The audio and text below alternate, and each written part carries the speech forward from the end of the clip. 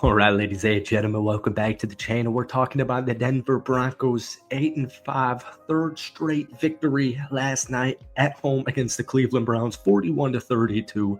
This is the best start at 8-5 since the year 2016 for this Denver Broncos team. They now have a 79% chance of making the playoffs, and I don't want to hear anything about the ugly win. Even Sean Payton post-game said, I told them in the locker room, look, it wasn't pretty. Yet in the end, we did what we had to do, especially late. And that's exactly true. And I just want to rewind the clock back. I think we talked about this last week, but the point still stands.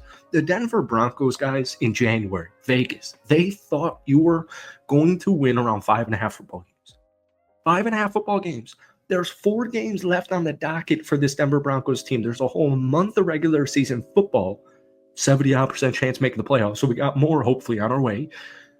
They predicted you to win around 5.5 football games. So I don't care if you win ugly. I don't care if you're beating the Cleveland Browns, who, by the way, just took down Pittsburgh. They've, held it really close against really good teams. They beat Baltimore earlier on, halfway through the regular season. And everyone's saying, like, I'm watching, NFL Media World on TV, and people are saying the Broncos defense crumbled. Well, mainly Levi Wallace crumbled. If the opposing quarterback throws the ball 58 times, they're going to have yards. They're going to have yards. And I'm just from that era where a win is a win. I don't care if it wasn't pretty, if it was ugly. This Broncos team was not supposed to win ugly. They weren't supposed to win pretty. They weren't supposed to even win this season. So just enjoy it. Just enjoy it. And that's what I've seen from Broncos fans. But I just wanted to get that little rant out of the way here. So welcome back to the channel. Obviously, we're talking about the Denver Broncos in today's video. But before we do, hit that like button, hit that sub button for daily NFL content. We post at least 2 Broncos videos every single week. We've been doing that for a couple of years now. Thank you guys so much, my Broncos fans, for showing so much support on this channel. Try and get this video to 400 likes, guys. That would mean more than you can even understand. But that was a resilient game. It really was. And, Cleveland's going to play you hard.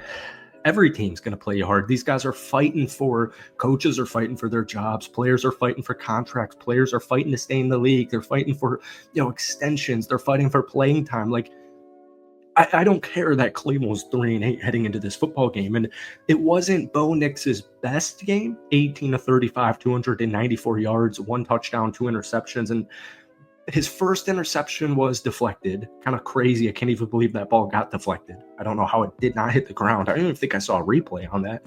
And then his second one was just so stupid. It was a go route to, Marvin Mims on Denzel Ward, and Sean Payton took the blame for that play call. It was a really weird, uncharacteristic move from Bo Nix.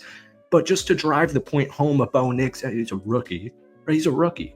Bo Nix in the fourth quarter since week 4, he's had a 73% completion percentage, 111 passer rating, 6 touchdowns, and that 1 interception that we saw last evening. But it was weird. It was his second pick in the game in the fourth quarter, and the Broncos, so pretty much the Bengals responded with a score after that interception. So the score's 32-31 with 9 minutes left in the football game. Bo Nix and the Broncos drive down the field. Bo Nix completes 5 passes. He scrambles for a 6-yard gain, and let's head to go-ahead field goal.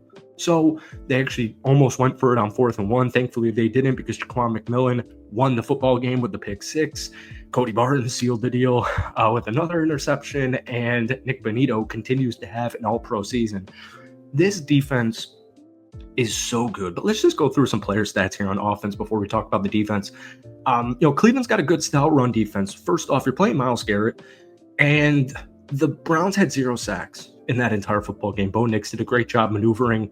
He had a beautiful dime to Marvin Mims. We'll talk about that in a second. Jaleel McLaughlin was the leading rusher for Denver. We talked about this in our video on Sunday, just saying I'd like some more consistency in the run game, and I still kind of would like them to run the football a little bit more, but it wasn't working well, especially in the first half. They just were averaging like less than 3 yards per carry. It wasn't going that great.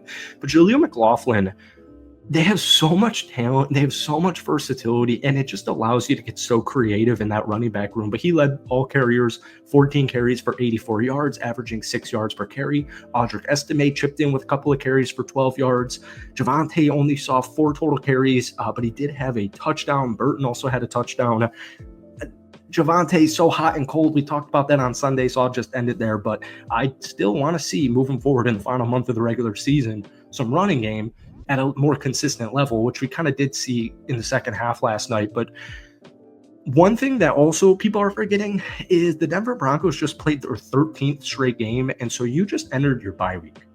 They finally entered their bye week. And I just imagine these guys are gassed, especially on a game like last night. But this bye week comes at a really good time for this team. Benito is an absolute stud. Absolute stud. 71-yard pick six earlier on in the football game against famous Jameis. He has 11 sacks now on the season. The dude is a stud. And people are now finally, because the Broncos entering this game led the NFL in sacks, and they got to Jameis 3 times, 3 interceptions, 2 pick sixes. People now are starting to notice this Broncos defense. But, my Broncos fans, you guys saw this last season. A lot of these players you saw last season, Nick Benito, great example. Jaquan McMillan, great example from last season. These guys are getting better and better and better. Benito had a phenomenal game. New addition, Cody Barton, had a phenomenal game. Once again, the Riley Moss injury is really hurting this Broncos team. But even saying this out loud, I don't remember. Levi got cooked. He gave up like 5 catches for like 150 yards, some scores. It was a terrible game from Levi Wallace. I don't remember him playing that bad last week. I don't remember him ever playing that bad in Pittsburgh. Hopefully it was a one-off thing, but most importantly, hopefully Riley Moss gets himself right with this bye week and come back for the final 4 games of the season, because it is a big deal. Justin Strnad, phenomenal example again. Jonah Ellis is a rookie. People don't even know who Jonah Ellis is. We know who Jonah Ellis is. Pat, the best cornerback in the National Football League. Zach Allen, Jonathan Cooper, Malcolm Roach, Tillman, you name it. JFM. I mean, you could just make their defense was not supposed to be good. You can make a case that every player on this Broncos team, whether you were with them last year or you were a new free agent acquisition, has vastly improved. And I know it sounds maybe a little or what's that word? I can't think of it. Whatever the word I'm thinking of, insert it right here. The Browns had 552 yards total offense, but once again, Jameis threw the ball 58 times. You're going to have yards. They're going to score points. And, unfortunately, a lot of this was Levi Wallace. Sometimes you just have a really bad football game. I was going to drive it home with a final point. Also, just the Bo Nix dot to Marvin Mims was one of his best throws of the entire season. And this is a rookie.